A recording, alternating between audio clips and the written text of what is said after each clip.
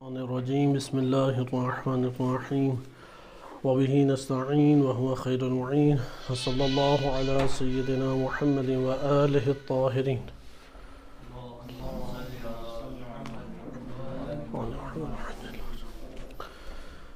ولایت فقی کا موضوع کتاب ولایت فقی ولایت فقاہت و عدالت آیت اللہ جوادی عاملی حفظہ اللہ تعالی کی کتاب ہے۔ اس سے یہ موضوع پیش کیا جا رہا تھا۔ ہم اس کی پہلی فصل میں تھے کہ اس کتاب کی 7 فصول ہیں۔ جو پہلی فصل ہے در حقیقت یہ ایک نظریاتی مقدمہ ہے جو انسان کو حقیقت میں تمام قومیت اور ملیت اور حدود سے بالاتر ہو کے انسانی تقاضوں کے تحت سوچنے پہ مجبور کرتا ہے کہ دنیا میں حاکمیت کس کی ہو۔ اور یہ مقدمہ اسی طریقے سے ہمارے سامنے، یعنی یہ جو پہلی فصل ہے نظریاتی مقدمہ، ایک نوع عقائدی مقدمہ بھی ہے، یعنی اس کے جو مبانی ہیں وہ قرآنی و فکری ہیں۔ فکری اور قرآنی مبانی بغیر کسی ملیت اور حدود کے سب کے اوپر منطبق ہوتے ہیں۔ اس لیے ہم نے ابھی تک جو ادلہ پڑھی ہیں کہ سب سے پہلے محدود آزادی انسان کے لیے ہم نے ثابت کیا۔ محدود آزادی کا ہونا وہ انسان کے قانون کا تقاضا کرتا ہے، اس کو پھر ہم نے ثابت کیا۔ اور عبودیت کے ضمن میں کہ محدود آزادی عبودیت کی صورت میں حاصل ہوتی ہے، یعنی یہ جو ہم اس فصل کے اندر عناوین پڑھ چکے ہیں، میں اس کا آپ کے سامنے ایک ربط قائم کر کے ذکر کر رہا ہوں کہ غور کریں۔ آغاز کہاں سے ہوا کہ آزاد ہے انسان، لیکن آزادی مطلق نہیں، آزادی محدود ہے۔ یہ آزادی محدود کب حاصل ہوگی؟ جب عبد بنے گا، یعنی اللہ کا غلام بنے، آزادی انسان کو حاصل ہو جائے گی۔ وَإِلَّا وہ کئی آقا اور کئی مالک اپنے رکھتا ہے، شہوت بھی اس کا ایک آقا ہے، مال بھی آقا ہے، معاشرہ بھی اس کا آقا ہے، گھر بار بھی اس کا آقا ہے، کئی پھر زندانوں میں موجود ہے۔ لیکن اگر وہ اللہ تعالیٰ کا عبد ہو جائے تو وہ اللہ کے سامنے عاجز اور منکسر موجود ہے، عاجزی کے ساتھ موجود ہے، لیکن سب سے وہ آزاد ہو جاتا ہے۔ عبودیت کا جو حصول ہے وہ قانون سے ربط دیتا ہے۔ بس آزادی سے ہم کہاں پہنچے تھے؟ عبودیت تک۔ عبودیت سے ہم کہاں پہ پہنچے؟ قانون تک۔ قانون کی ضرورت پھر ہمیں پیش آئی کہ یہ جو محدود آزادی ہے یہ بھی نہیں میسر آ سکتی، عبودیت بھی متحقق نہیں ہو سکتی اگر بس قانون نہ ہو، نہ عبودیت متحقق ہوگی ہمارے لیے، نہ ہمارے لیے آزادی محدود منعقد ہوگی یا وہ متحقق ہوگی۔ اچھا، اس پہ دلیل ہمارے پاس کیا ہے؟ کیونکہ انسان کے اندر ایک سرکش طبع موجود ہے، طبیعت سرکشی چاہتی ہے، وہ حل من مزید کا تقاضا کرتی ہے۔ اس کے پاس وسائل اگر آج کے دن کے ہیں تو وہ 1000 سال دن کے وسائل آج ہی لے لینا چاہتا ہے۔ اتنی مدت جینا نہیں ہے اس نے زمین پہ جتنے وسائل کا خواہاں ہے اپنے وجود کے اندر۔ وہ اس دنیا کو ایک جنت بنانا چاہتا ہے، طبع انسانی یہی ہے کہ اس دنیا کو ہی وہ جنت انسان بنانا چاہتا ہے، جبکہ اللہ تعالیٰ نے اس دنیا کو رہنے سہنے کی جگہ اس طور پہ قرار نہیں دیا کہ یہ ہمیشگی اور دوام رکھے، بلکہ یہ ایک اسٹیشن کی مانند ہے جس میں محدود وقت گزار کے ہم نے چلے، یعنی دار ممر۔ امیر المومنین علیہ السلام کی تعبیر ہم نہج البلاغہ سے انہی دروس کے ضمن میں پڑھ چکے ہیں کہ گزرگاہ ہے، گزرگاہ میں ٹھہر کے آباد نہیں ہوا چاہتا، ادھر سے گزرا ہی جاتا ہے۔ جس جگہ کو گزرگاہ بنایا جائے وہاں پہ یہ اعتراض نہیں کر سکتے کہ اس کو رہنے کے لیے جگہ کیوں نہیں بنائی، شہر کیوں نہیں سے بنایا، اسے محلہ کیوں نہیں بنایا۔ آپ کہیں گے یہ گزرنے کی جگہ، یہ روڈ ہے، روڈ کے اوپر تھوڑی بستر ڈالے جاتے ہیں، روڈ کے اوپر تھوڑی گھر بنائے جاتے ہیں، روڈ کے اوپر تو سواریوں نے آنا ہے اور گزر جانا ہے۔ بس قانون کی بات آئی، قانون آ کے طبع کو کنٹرول کرتا ہے، طبع سرکش کو کنٹرول کرتا ہے۔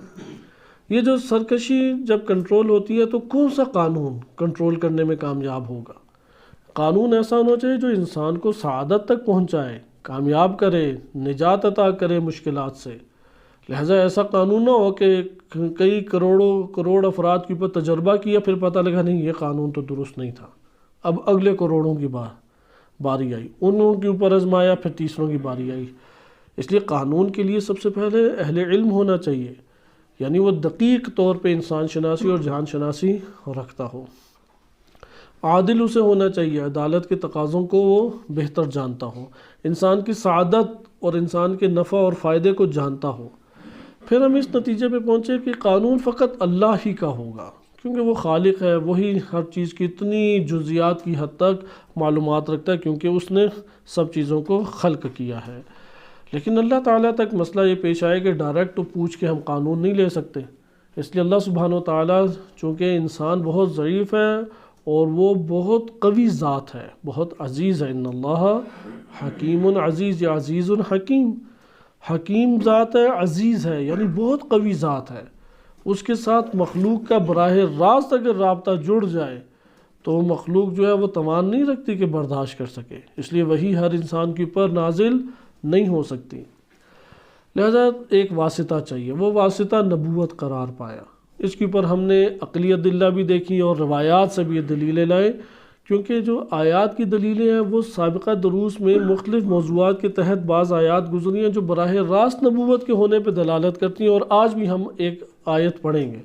آج جو ہم آیت پڑھیں گے اگرچہ اس کا عنوان وہ سعادت انسان اور عقل کا کافی نہ ہونا رکھا گیا ہے، لیکن اسی آیت کریمہ کو ہم جو اس کے ضمن میں پڑھیں گے ہم قرار دے سکتے ہیں نبوت کی دلیل بھی۔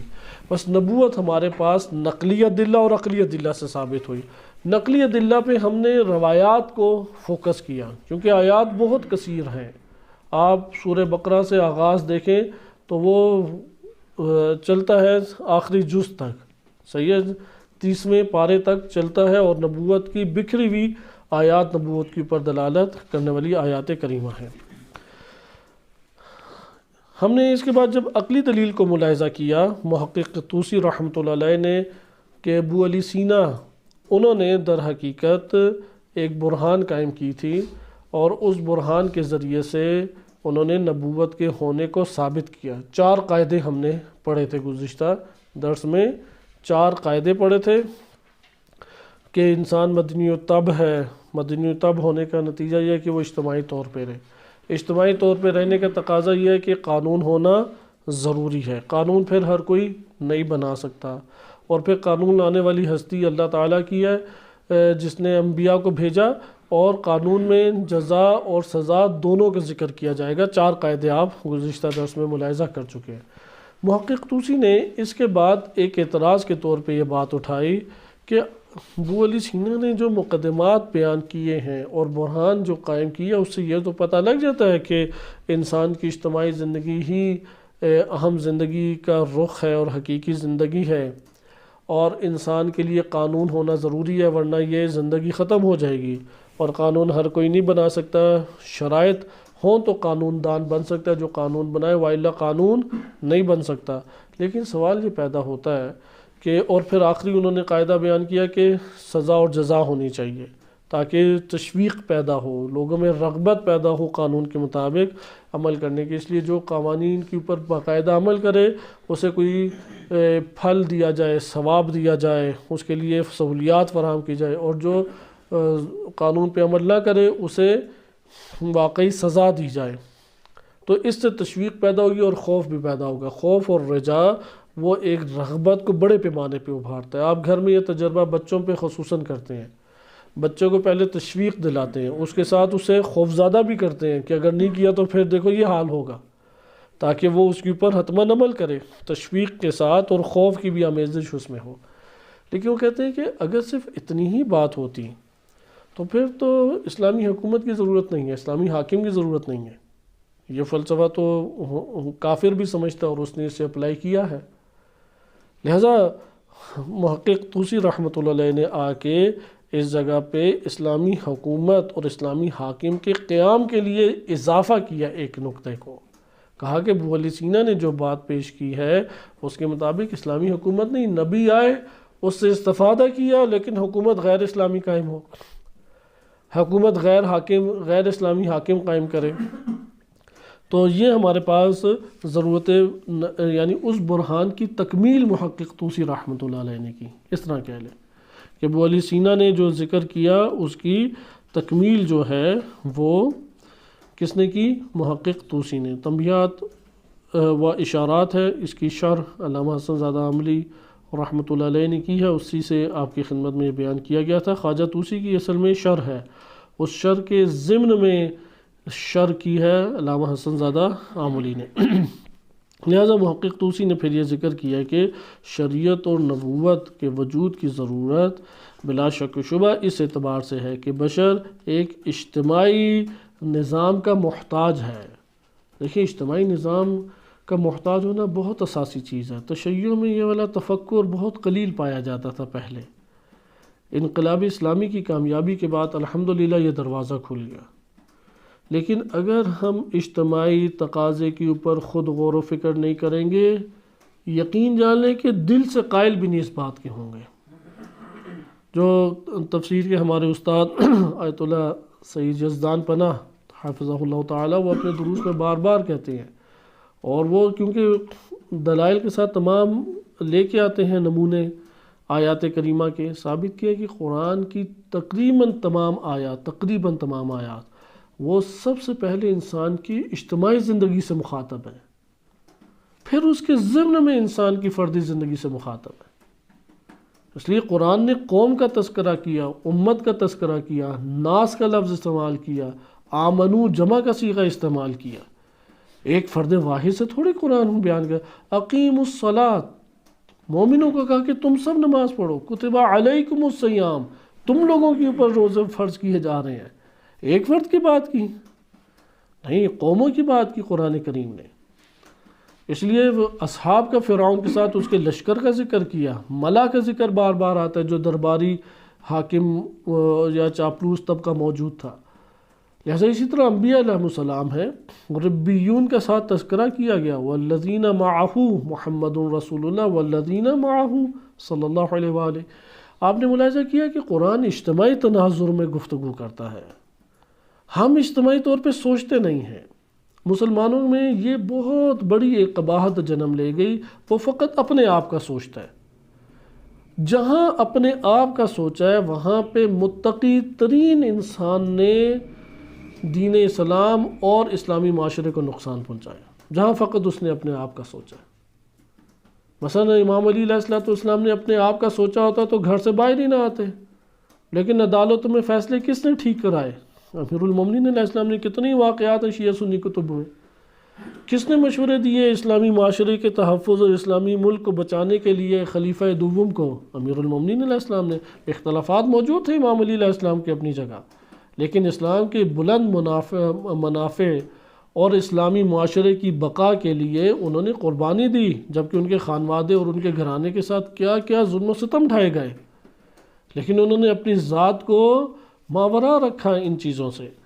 اپنی ذاتیات کے لیے اور اپنے گھرانے کی ذاتیات کے لیے انہوں نے اقدام نہیں اٹھایا، اسلام کی بلند بقا کے لیے اور اسلام کی نشر و اشاعت اور بلند اس کے مقام کے لیے، پرچم اسلام کی بلندی کے لیے ائمہ اہل بیت علیہ السلام نے قدم اٹھایا۔ یہی چیز اصل میں اہمیت رکھتی ہے۔ اس لیے یہ جو جملہ ہے محقق طوسی رحمۃ اللہ علیہ کا کہ ضرورت ہمیں ہے شریعت اور نبوت کی، لیکن شریعت اور نبوت کی بشر کو ایک نظام اجتماعی کے اعتبار سے ضرورت ہے کہ اس میں ہرج مرج فساد لازم نہ آئے۔ اور پھر یہ جو احتیاج ہے یہ حکومت غیر اسلامی سے بھی پوری ہو جاتی ہے اگر آپ نے اتنی بات کرنی ہے، کیونکہ دنیا کے کتنی خطوں کے اوپر حکومت غیر اسلامی قائم ہے، کافر حکومتیں قائم ہیں، وہ قانون اپنے طور پہ بنا کے ہرج مرج سے اپنے معاشروں کو بچائے رکھتی ہیں یا نہیں رکھتی۔ تو یہاں پہ پھر انہوں نے ذکر کیا کہ در حقیقت انسان کی دنیاوی حاجات کے ساتھ ساتھ اخروی حاجات بھی ہیں۔ ابن سینا نے صرف دنیاوی حاجات کے اوپر نگاہ رکھی، اس لیے ان کی برہان کو تکمیل کرنے کی ضرورت ہے۔ اگر آپ کے پیش نظر دنیاوی منافعات کو ہی حاصل کرنا ہے، دنیاوی منافع اور دنیاوی فوائد ہی حاصل کرنے ہیں، پھر بات تو ٹھیک ہے، پھر اسلامی حکومت کی ضرورت نہیں ہے۔ ابھی یورپ نہیں اپنے منافع حاصل کر رہا، یورپ میں لوگ زندگی ہم سے خوشحال بہتر زندگی بسر کر رہے ہیں یا نہیں مادی اعتبار سے، لیکن وہی جو بہتر طور پہ اپنی زندگی کو بسر کرنے کا کہتے ہیں وہ ایک مرض کا شکار ہے اور اس مرض کی وجہ سے خودکشی کر لیتے ہیں، قتل کر لیتے ہیں۔ لہٰذا وہ کیا ہے مرض؟ آخرت اور معنویت سے وہ لوگ دور ہیں، اصلاً آشنا نہیں ہیں، منکر ہیں، ملحد ہیں۔ یہاں پہ محقق طوسی رحمۃ اللہ علیہ نے فرمایا کہ در حقیقت انسان کی زندگی وہ ایک تسلسل رکھتی ہے، وہ ایک ارتقاء رکھتی ہے، وہ دنیا کے بعد برزخ، برزخ کے بعد قیامت، آخر مراحل ہیں انسانی زندگی کے۔ آپ انسانی زندگی کے لیے ایسا قانون خلق نہ کریں کہ ایک جہان میں اس کے لیے مادی طور پہ اسباب فراہم ہو جائیں اور اس کے بعد ساری عمر تکلیف، دکھ، درد اور عذاب میں اس کے گزرے۔ لہٰذا قانون دان دقیق ہونا چاہیے جو انسان کی دنیاوی اور اخروی زندگی دونوں کو گھیرے، وہ بالفاظ دیگر انسان کی جسمانی ضروریات کی بھی خبر رکھتا ہے اور انسان کی روحی ضروریات اور باطنی ضروریات کی بھی خبر رکھتا ہے۔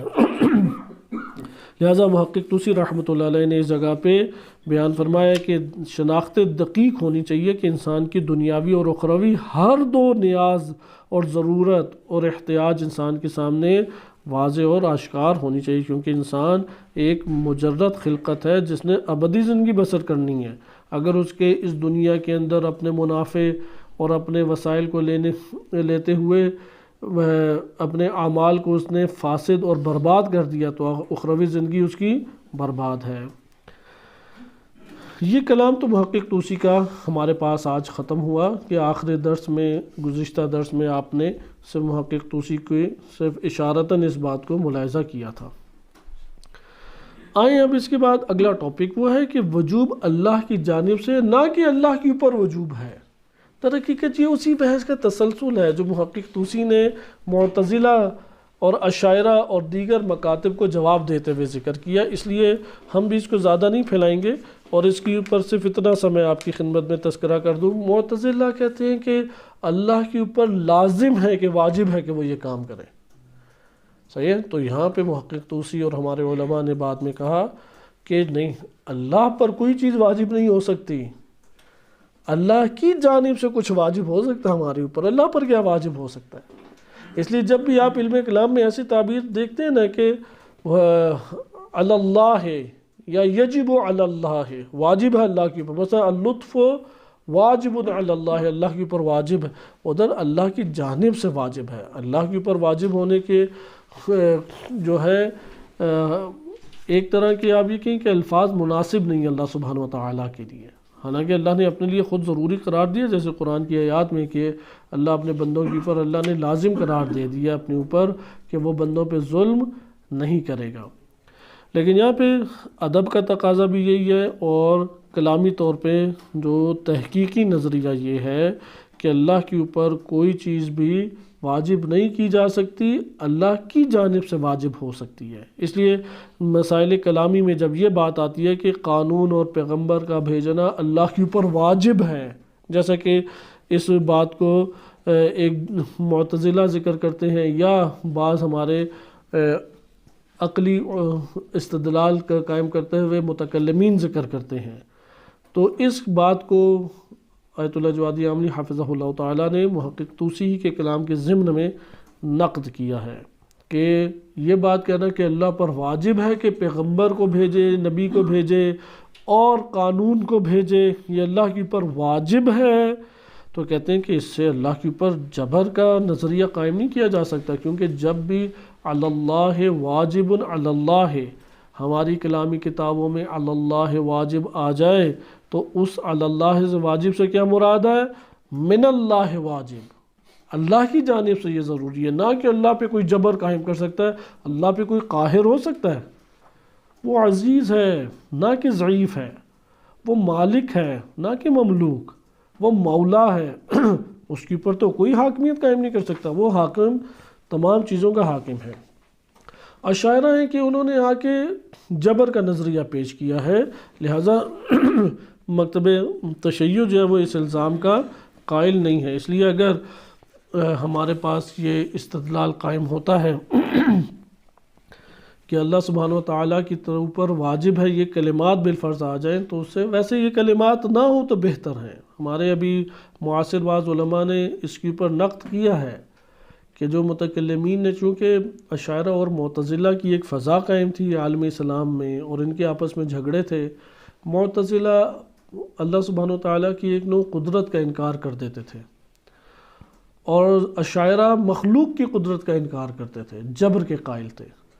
تو اشاعرہ نے یہ کہا کہ اللہ نے اپنے اوپر یہ واجب کیا ہے، واجب ہے اللہ کے اوپر، اس لیے وہ حسن و قبح عقلی اور حسن و قبح شرعی کی یہاں پہ ایک بحث کھلتی ہے کہ جس سے ہم ابھی گریز کریں گے، اور صرف اتنا ہم پڑھیں گے کہ جو ذکر کیا ہے آیت اللہ جوادی آمنی حافظہ اللہ تعالیٰ نے، البتہ ان کا یہ اپنا نظریہ نہیں، حکماء الہی نے، ابو علی سینا نے یہ بات ذکر کی، اور اسی ضمن میں آپ اشارات و تنبیہات اٹھائیں۔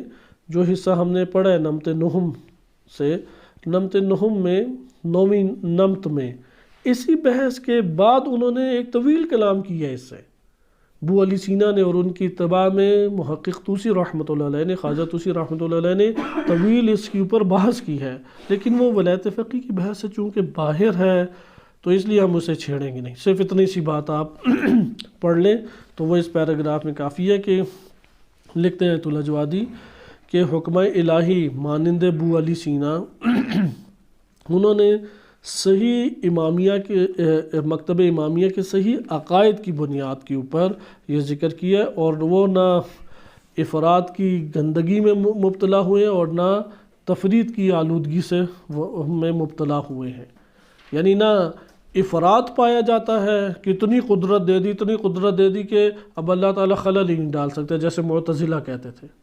جو معتزلہ تھے اس دور میں، آج کے دور میں اکثر ماتریدی ہیں، یعنی اس دور میں اکثر کون معتزلہ تھے؟ حنفی، امام ابو حنیفہ کے پیروکار زیادہ تر معتزلہ کے قائل تھے، اور بقیہ جو اشاعرہ تھے وہ مالکی اور شافعی، آج بھی مالکی شافعی سارے اشاعرہ ہیں۔ پھر اشاعرہ کی بڑی ایک جو چھاپ ہے اور اثرات ہیں، وہ پھر ابو حنیفہ کے پیروکاروں پہ بھی پڑے، اور امام ابو حنیفہ کے پیروکار بھی ایک نو عشری ہو گئے، سوائے کہ 40 مسائل میں اختلاف کیا ابو منصور ماتریدی نے، متقدمین میں سے ہیں۔ ان 40 مسائل میں آج بھی حنفی علماء اختلاف کرتے ہیں، لیکن وہ جزوی اختلاف ہے، اس لیے معتزلی تفکر ایک قسم کا ختم ہو گیا، لیکن فرقے کی حد تک، وإلا شخصیات کے اعتبار سے آج بھی موجود ہے۔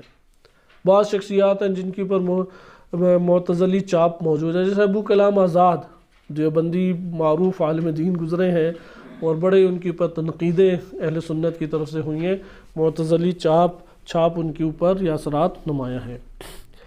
تو یہاں پہ ابن سینا کے بارے میں کہتے ہیں نہ افراد کا شکار ہے اور نہ تفرید کا شکار ہے اشاعرہ کی طرح، کہ اصلاً انسان کوئی قدرت ہی نہیں رکھتا، مجبور ہے اللہ کے ہاتھوں۔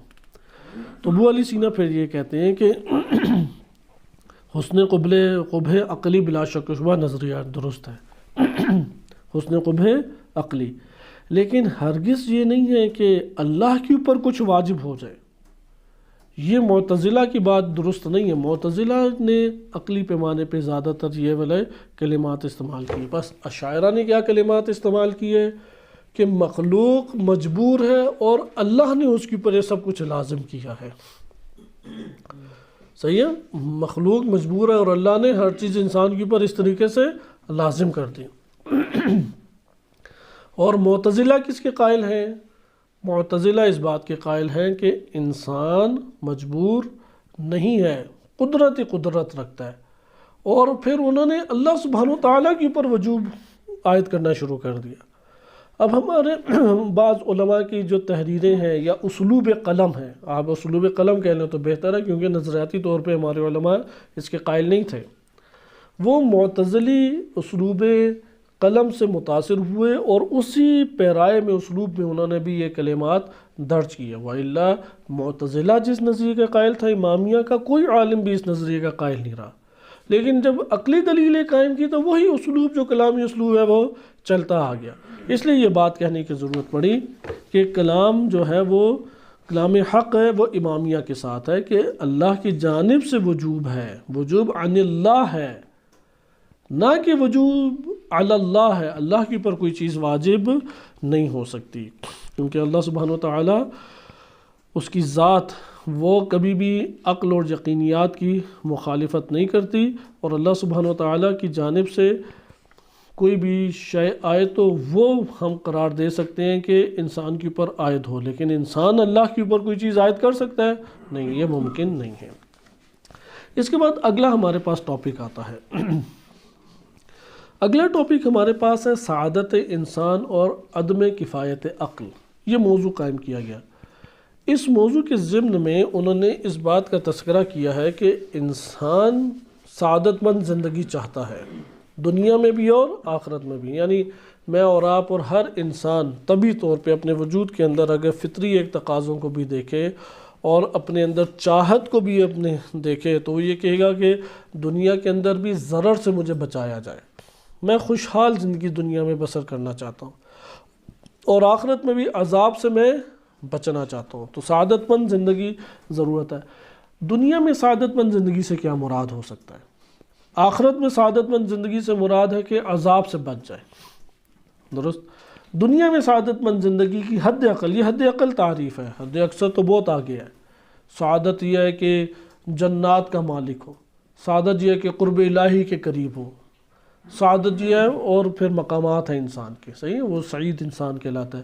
لیکن سعادت کا کم سے کم اطلاق کس مورد میں ہو جاتا ہے؟ اخروی زندگی میں عذاب سے بچ جائے، عذاب قبر سے نجات پا جائے، عذاب جہنم سے نجات پا جائے، یہ بندہ کیا ہے؟ سعید ہے۔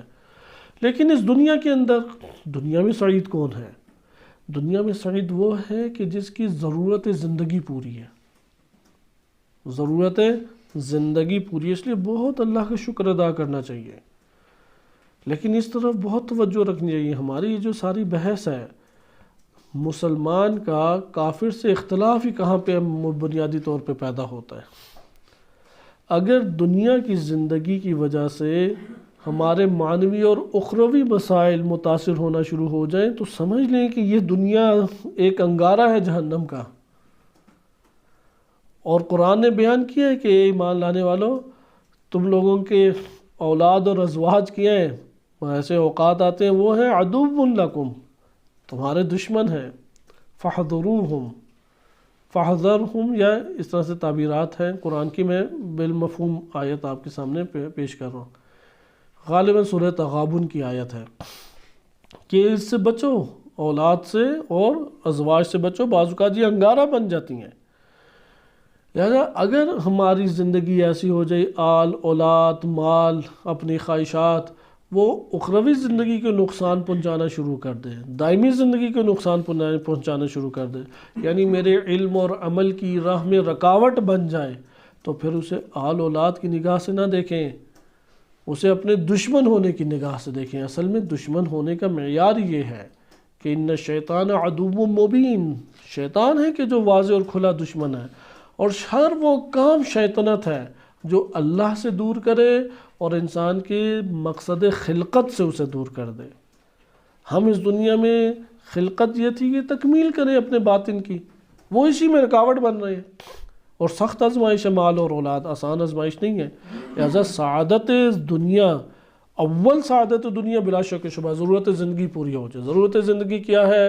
انسان کی صحت میسر ہو، اچھا پیٹ بھرنے کے اسباب انسان کے پاس میسر ہوں۔ ایسا نہیں ہے کہ ہر روز کا گوشت انسان کو میسر آ جائے، پیٹ بھرنے کے اسباب میسر ہوں جس سے اس کے اندر بھوک کی کیفیت ختم ہو سکے، ازدواجی زندگی میسر آ جائے، آل اولاد میسر آ جائے، گھر کی چھت میسر آ جائے، سواری میسر آ جائے، ختم۔ ان سب کو اگر آپ سمیٹتے ہیں تو آپ کہہ سکتے ہیں کہ کیونکہ صحت اور انسان کے وجود اس کی بقا تو ضروری ہے۔ روایات نے وارد ہوا صحیح سند روایات میں، ایسا مومن جس کو 3 چیزیں میسر ہیں، 3 چیزیں، وہ اس دنیا میں اللہ کے وسیع رزق میں ہے، وسعت رزق میں ہے، تنگی رزق میں نہیں ہے۔ یہ ہم طالب علموں کو بالخصوص بڑا ذہن کھول کے اس بات کو یاد رکھنا چاہیے۔ 3 چیزیں میسر ہیں تو وسعت رزق ہے، پریشان نہ ہو، کل تو موت ہے، کل تو اس دنیا کا ویران ہونا ہے، اس لیے کل کی فکر ہی نہ کریں، کیونکہ پتہ ہے کل تو ساری چیزوں نے بچھڑ جانا ہے۔ کل کا نام رکھ دے موت، کل کا نام رکھ دے دنیا کا ویران ہونا، کیونکہ کل یہی ہے، ایسا ہے یا نہیں؟ ہمارا کل کیا ہے؟ موت کے قریب ہے، وقت آئے گا سب کچھ چھوڑ کے چلیں گے۔ اس دنیا کا کل کیا ہے؟ تباہ ہونا۔ جو ہم نے گھر بنایا ہے یا جس زمین پہ ہم رہ رہے ہیں ہمارے علاوہ کوئی نہیں ادھر گزرا، یا جہاں اب ہم بیٹھے ہیں حرم کے قریب ترین، ادھر لاکھوں لوگ آ کے بس کے چلے گئے، ان کے آثار بھی مٹ گئے، نئے گھر بنے، ان کے آثار مٹ گئے، پھر نئے گھر بنے، یہ بھی گھر گر جائے گا، یہ بھی جگہ تبدیل ہو جائے گی، ہم بھی بوسیدہ ہڈیوں میں تبدیل ہو جائیں گے، پھر ایک اور آ جائے گا، ہم لوگ تو گزرگاہ میں ہیں، بس گزر جانا ادھر سے۔ ایسا یہ ہے کہ 3 چیزیں میسر ہوں تو وہ سعادت مند ہے، دنیا کی زندگی میں وسعت رزق میں ہے۔ پہلی چیز ہے کہ گھر اس کے پاس میسر ہو۔ اب یہ نہیں ہے کہ اپنا گھر ہو، کرائے کا بھی گھر ہو تو گھر تو ہو، ضروری نہیں ہے اپنا گھر ہو اور پھر اتنے کمرے ہوں، اور پھر کہہ رہے میرے بیوی بچوں کے ساتھ میرے والدین بھی آئیں، پھر بہن بھائیوں کے لیے بھی ہونا چاہیے، پھر ان کی سسرال آئے تو اس کے لیے بھی ہونے چاہیے، پھر گاؤں سے یا شہر سے کوئی مہمان آ جائے، انسان کی تو حد ہی نہیں ہے نا کوئی۔ گھر ہو جس میں وہ سر چھپا سکے۔ نمبر 2، سواری ہو اس کے پاس۔ یہ وہ صحیح طریقے سے جانتے ہیں جن کے پاس سواری نہیں ہے، یا ایک مدت بعد سواری آئی، انہیں صحیح پتہ ہے کہ ہوتی تو کیا نتیجہ نکلا۔ سواری ہو تو خوشحال ہے وہ۔ تیسری چیز ہے ایسی زوجہ ہو کہ جس کو وہ دیکھے تو خوشی میسر آ جائے اسے، کیونکہ زوجہ کو 2 چیزوں سے تشبیہ دی گئی ہے، یا جنت کے باغات میں سے ایک باغ یا پھول ہے، یا جہنم کے گڑھوں میں سے ایک گڑھا ہے، کہ اسے دیکھتا ہے یا اس کا تصور آتا ہے تو اوپر سے نیچے تک وہ آگ میں ڈوب جاتا ہے۔ ایسے اس کے ساتھ خطرناک واقعات تشکیل پاتے ہیں کہ اس کی عزت الگ دور پہ لگی، رسوائی الگ اس کی ہوئی، پتہ نہیں کیا کیا مسائل پیش آ سکتے ہیں۔ تو یہ ہے 3 چیزیں میسر ہوں تو وسعت رزق میں۔ اگر کسی کی زوجہ ہی نہیں ہے وسعت رزق نہیں ہے، اولاد نہیں ہے وسعت رزق نہیں ہے، لیکن زوجہ ہے اور اولاد ہے اور وہ اس کی خوشحالی کا باعث ہے۔ تو یہاں پہ عموماً آپ ایک اور معیار، یہ اب ہمارا ذاتی معیار ہے مشاہدے کے اعتبار سے، اگر قم میں ایسے طلاب نظر آ جائیں 10 سال ہو گئے کہیں نہیں گئے، تو سمجھ لیں کہ یہ چیزیں میسر ہیں۔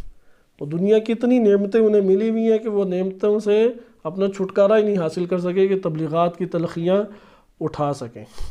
تو یہ ہمارے پاس سعادت کا ایک مفہوم آیا کہ آپ نے اس کو ملاحظہ کیا۔ آئے ہم چند روایات پڑھتے ہیں، اس میں سعادت کو دیکھا۔ انسان کی سعادت کے لیے ثابت کرتے ہیں تنہا عقل کافی نہیں ہے، عقل ضروری ہے۔ اس عنوان سے یہ نہ سمجھ لیں نہیں عقل کی ضرورت ہی نہیں، ایسی بات نہیں، عقل ضروری ہے، لیکن عقل کے ذریعے سے آپ تمام اپنے مسائل حل نہیں کر سکتے۔ آپ آخرت کے تو بالکل ہی نہیں کر سکتے، دنیا کے بھی سارے کے سارے آپ کے مسائل حل نہیں ہوتے۔ صحیح ہے؟ آپ کس کے محتاج ہیں؟ شریعت اور نبوت کے۔ اگر عقل کے ساتھ شریعت اور نبوت کو ملا لیا سعادت حاصل ہو جائے گی۔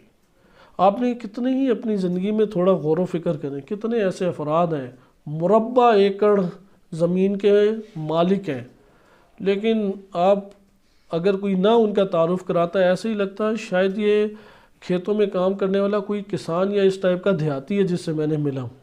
نہ بات کرنے کی تمیز ہے، نہ کپڑے پہننے کا کوئی سلیقہ ہے، نہ کھانے پینے کا پتہ ہے کون سی چیز لذیذ ہے کون سی چیز نہیں ہے، نہ رنگ ڈھنگ اسے آتا ہے کہ دنیا کے مطابق بہترین رنگ ڈھنگ کے ساتھ ساتھ زندگی کیسی ہوتی ہے، کیسی اتنی، یعنی اس کے پاس مال ہے خرچ کرنے کا طریقہ ہی نہیں آتا، وہ اسی طرح اجڑ گنوار بندہ ہے، نہ تعلیم سے آشنا ہے نہ آداب سے آشنا ہے۔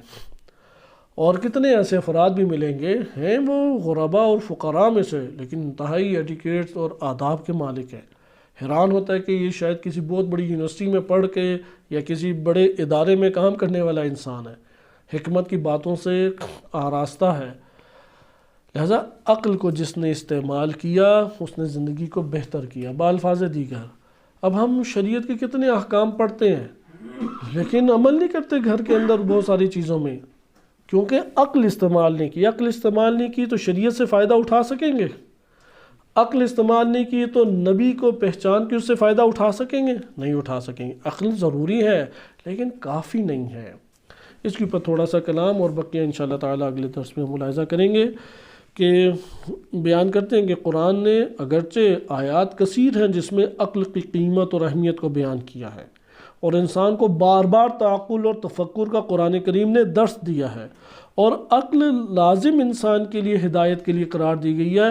اگر قرآن انسان کے ہاتھ میں ہو اور رسول اللہ سے ڈائریکٹ اس نے سنا اور حفظ کیا ہے، اسے قرآن سمجھ آ جائے گا؟ یا جب تک تدبر نہیں کرے گا تب تک نہیں سمجھ آئے گا؟ جب تک تدبر، افلا یتدبرون القرآن ام علی قلوبہم اقفالها، قرآن نے خود اپنا تعارف کرایا کہ یہ لوگ کیا قرآن میں تدبر نہیں کرتے یا دلوں پہ تالے لگے ہوئے ہیں؟ تدبر نہیں کریں گے تالا ہے، اسے ذہن نشین کر لیں، وہ تالا ہدایت نہیں کھلے گا۔ زبان سے کلمہ ہدایت جاری کر رہے ہیں، معنی ہدایت سے آری ہے، فہم ہدایت نہیں ہے، قلبی تعلق ہدایت سے قائم نہیں ہوگا۔ لہٰذا وحی کی ضرورت انسان کو ہے۔ اس بارے میں سورہ نساء آیت نمبر 165 میں ارشاد باری تعالیٰ ہوتا ہے رسلا مبشرین و منذرین، یہ آیات سے، قرآنی آیات سے دلیل بھی ہے نبوت کے اس بات کے لیے، صحیح ہے۔ اور لیکن اس کو انہوں نے ہیڈنگ بنا کے کس میں رکھ دیا؟ کتاب چھاپنے والوں نے اصل میں یہ ہیڈنگ بنائی ہے، وَإِلَّا یہ آیت اللہ جوادی عاملی کی ایک درس ہے، پورا درس ہے، اس درس میں ہیڈنگز کا اضافہ خود کتاب والوں نے کیا ہے، اس لیے اس کو اسی تناظر میں آپ رکھ سکتے ہیں کہ نبوت کے قرآنی استدلال۔ لیکن اس کو کفایت عقل کے حوالے سے بھی یہ ایک اچھا نقطہ ہے کہ وحی کا محتاج ہے انسان، کہ اللہ نے رسول بھیجے جو مبشر اور منذر تھے، لِأَلَّا يَكُونَ لِلنَّاسِ عَلَى اللَّهِ حُجَّةٌ بَعْدَ الرُّسُلِ، تاکہ لوگوں کے پاس کوئی جواز نہ آ جائے اور رسولوں کے بعد اللہ کے اوپر وہ حجت نہ قائم کر سکیں۔ اگر رسول نہ بھیجے ہوتے تو انسان کو جب حساب کتاب اللہ تعالیٰ لیتا تو انسان تقاضا کر سکتا تھا بار الہ مجھے اگر بتا دیا ہوتا، ڈرا دیا ہوتا، سمجھا دیا ہوتا تو میں یہ عمل کبھی انجام ہی نہ دیتا۔ تو اللہ نے پھر رسول بھیج دیے، عقل کے ساتھ ساتھ رسول بھی بھیجے۔ عقل ایکٹیو کریں تو رسولوں کی بات لے لے گا، شریعت کی بات لے لے گا، وحی کی بات لے لے گا۔ لہذا رسول مبشر بن کے آئے اور منذر بن کے آئے تاکہ لوگوں کے پاس کوئی جواز اللہ کے اوپر حجت قائم کرنے کے لیے باقی نہ رہ جائے۔ وَكَانَ اللَّهُ عَزِيزًا حَكِيمًا، اللہ عزیز حکیم ذات ہے۔ پھر اگلی آیت مبارکہ سورہ طٰہٰ آیت نمبر 34 دیکھیں۔ اس آیت میں بھی آپ نے دیکھا عقل کافی نہیں ہے، رسولوں کا مبشر اور منذر بن کے آنے کی احتیاج اس آیت کریمہ کے مطابق ضروری ہے تاکہ لوگوں کے اوپر حجت تمام ہو جائے۔ بس ایک اور مقصد ہمیں قرآن کی آیت نے بیان کیا، نبوت کے ضرورت کا مقصد عقل کے پیرائے میں تو آپ پڑھ چکے، قرآن کی نظر میں نبوت کا ایک اور مقصد کیا ہے، لوگوں کے اوپر حجت کا تمام ہونا اخروی جہت سے ہے یا نہیں؟ لہٰذا یہ جو محقق طوسی نے اخروی جہت بیان کی ہے اس کو اس آیت سے لنک دیں، جوڑیں کہ یہاں پہ ہم یہ کہہ سکتے ہیں ضرورت نبوت انسان کو کیوں ہے؟ تاکہ حجت تمام ہو جائے، اگر نبی نہ آتا تو حجت تمام نہ ہو پاتی، یہ نقطہ مہم ہے۔ اگلی آیت دیکھیں، وَلَوْ أَنَّا أَهْلَكْنَاهُمْ بِعَذَابٍ مِّن قَبْلِهِ، اگر ہم اس نبی کے آنے سے پہلے ہی اس قوم کو پکڑ کے عذاب دے دیتے، لَقَالُوا، تو حتماً وہ کیا کہتے ہیں، رَبَّنَا، اے ہمارے رب، لَوْلَا أَرْسَلْتَ إِلَيْنَا رَسُولًا، لَوْلَا أَرْسَلْتَ إِلَيْنَا رَسُولًا، ہماری طرف آپ نے کیوں رسول نہیں بھیجا، فَنَتَّبِعْ آيَاتِكَ مِن قَبْلِ أَن نُذِلَّ أَوْ نُخْزَى، کہ قبل نُذِلَّ أو نُخْزَى، کہ قبل اس کے کہ ہم لوگوں کو ذلیل و خوار کیا جاتا یا ہم لوگوں کو غالباً نُذِلَّ ہی ہے کہ آیت دیکھیں گے، کیونکہ کتاب میں جو آیات لکھی گئی ہیں اس میں بہت پروف ریڈنگ کی غلطیاں ہیں۔ اس کتاب کے نسخے کو اپنے ذہن میں رکھیں کہ جب لیں تو اس میں ڈائریکٹ آپ آیات کی تحقیق کے بغیر نہ ڈالیں۔ مثلا ادھر جب کتاب میں ہے تو ارسلنا لکھا ہوا ہے، جب قرآن کی طرف رجوع کیا تو پتہ لگا ارسلتا تھا، صحیح ہے، لولا ارسلنا معنی نہیں بنتا تھا۔ ربنا لولا ارسلتا الینا رسولا، پروردگار بار الہ، اے ہمارے رب کیوں تو نے رسول ہماری طرف نہیں بھیجا کہ ہم تیری آیات کی اتباع کرتے قبل اس کے کہ ہمیں یہ ذلت و خواری اٹھانے پڑتی۔ آپ نے ملاحظہ کیا کہ واضح طور پہ لوگوں کا بہانہ سامنے آ گیا، اس لیے اللہ تعالیٰ نے لوگوں کے بہانے کو بند کرنے کے لیے، اس راہ کو بند کرنے کے لیے سب سے پہلے رسول مبشر اور منذر بھیجے۔ اللہ کے اسماء میں سے اسی لیے صبور، اللہ تعالیٰ کے اسماء میں سے کیا ہے؟ صبور۔ وہ عذاب میں جلدی نہیں کرتا اللہ تعالیٰ، صبر یعنی مہلت دیتا ہے انسان کو۔ تو یہ استدلال ہمارے پاس واضح طور پہ بیان کرتا ہے کہ انسان در حقیقت محتاج ہے انبیاء علیہم السلام کا حجت کے تمام ہونے کے لیے، اور اسی کے ساتھ ہمارے پاس ضرورت وحی کی اور عدم کفایت عقل کے اوپر آیات کا ایک اور تیسری جو آیت ہے، 2 آیتیں آپ پڑھ چکے ہیں، تیسری آیت کے اوپر ہم اختتام اپنی گفتگو کا کرتے ہیں کہ دوزخ میں جب یہ بھیجا جائے گا تو فرشتے ہیں نا، مالک بھی کہا گیا، دربان جو جہنم کا ہے نا سردار فرشتہ جو سب نگرانی کر رہے ہیں، اس کا نام ہے مالک، نہج بلاغہ میں بھی اس کا نام آیا ہے۔ بہرحال فرشتے پکڑ کے جب جہنم میں لے کے جا رہے ہوں گے، سورہ ملک آیت نمبر 8 میں ارشاد باری تعالیٰ ہوتا ہے، پکڑ کے لے کے جا رہے ہوں گے تو وہ پوچھیں گے ان جہنمیوں سے، الم یاتکم نذیر، نذیر نہیں آیا تھا تمہارے پاس؟ کیا تم لوگوں نے اپنا حال کیا؟ تو وہ کہیں گے کہ کیوں نہیں، ہمارے پاس تو نذیر آیا تھا، لیکن ہم ہیں کہ ہم نے اس کی باتوں کو رد کر دیا۔ اور بعض جگہوں پہ اس طرح بھی آیا کہ اللہ تعالیٰ نے تمہیں کیا عقل نہیں دی تھی، اس دن کا کیا تمہیں خبر نہیں تھی؟ اس طرح کی باتیں قرآن کریم کی آیات میں آئی ہیں۔ بس یہاں سے ہمارے پاس تذکر ہوتا ہے کہ وحی کی ضرورت انسان کے لیے ضروری ہے، تنہا عقل ہمارے پاس کافی نہیں ہے۔ ایک چوتھی آیت بھی ذکر کی ہے کہ انشاءاللہ تعالی اس چوتھی آیت کو ہم اگلے درس میں پڑھیں گے، اور اگلے درس میں انشاءاللہ امکان قوی ہے کہ ہم اس فصل کو ختم کر لیں، فصل اول کو، اور پھر فصل دوم ہماری شروع ہوگی جو ڈائریکٹ حکومت اسلامی سے شروع ہوگی، کیونکہ قانون اور شریعت اور نبی ان کا جب اس بات ہو گیا تو بقیہ ہمارے پاس پھر اب حکومت اور حاکم اور اس قانون کا نافذ کرنا یہ مباحث رہ جائیں گے، اور اس سے ہم دوسرے فصل میں منتقل ہو جائیں گے۔ صلی اللہ علیہ سیدنا محمد و آلہ طاہرین۔